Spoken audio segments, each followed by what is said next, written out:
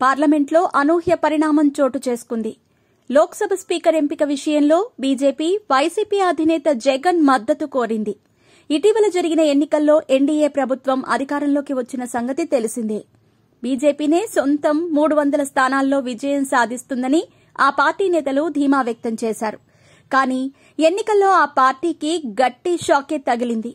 BJP సొంతంగా 240 స్థానాలను మాత్రమే సొంతం చేసుకుంది. మ్యాజిక్ ఫిగర్ 272కి 32 స్థానాలు తక్కువగా ఉన్నాయి. దీంతో టీడీపీ 16 సీట్లు, జేడీయూ 12 సీట్లు కలుపుకుంటేనే ఎన్డీఏకు మ్యాజిక్ ఫిగర్ దక్కింది. ఎన్డీఏ కూటమికి ధీటుగా ఇండియా కూటమి సైతం విజయం సాధించింది. దీంతో లోక్సభ స్పీకర్ రేసులో కాంగ్రెస్ తమ అభ్యర్థిని రంగంలోకి దించింది. స్పీకర్ ఏకగ్రీవానికి ప్రతిపక్ష ఇండియా కూటమికి ససేమిరా అనటంతో తొలిసారి లోక్సభ స్పీకర్ ఎంపికకు ఎన్నిక అనివార్యమైంది. ఎన్డీఏ కూటమి మాజీ స్పీకర్ ఓం బిర్లాను బరిలోకి దించగా సీనియర్ ఎంపీ సురేష్ ను ఇండియా కూటమి పోటీలో నిలిపింది. దీంతో స్పీకర్ ఎన్నికను ప్రతిష్టాత్మకంగా తీసుకున్న బీజేపీ, కాంగ్రెస్ మద్దతు కూడగట్టుకునే ప్రయత్నాలు ప్రారంభమయ్యాయి.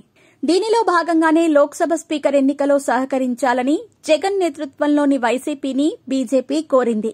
అయితే ఎన్డీఏ కూటమిలో తెలుగుదేశం, జనసేన పార్టీలు ఉండటంతో వైసీపీ మద్దతిస్తుందా లేదా అనే సస్పెన్స్ కొనసాగింది. కానీ ఆ ఉత్కంఠకు తెరదించుతూ జగన్ ఎన్డీఏ ప్రభుత్వానికి తమ మద్దతు ప్రకటించారు. ఈ మేరకు స్పీకర్ ఎన్నికలో ఎన్డీఏ అభ్యర్థి ఓం బిర్లాకు ఓటు వేయాలని వైసీపీ ఎంపీలకు సూచించినట్టు తెలుస్తోంది. దీంతో ఎన్డీఏ అభ్యర్థికి మరింత బలం పెరిగింది. వైసీపీకి లోక్సభలో 4 ఎంపీలు ఉన్నారు.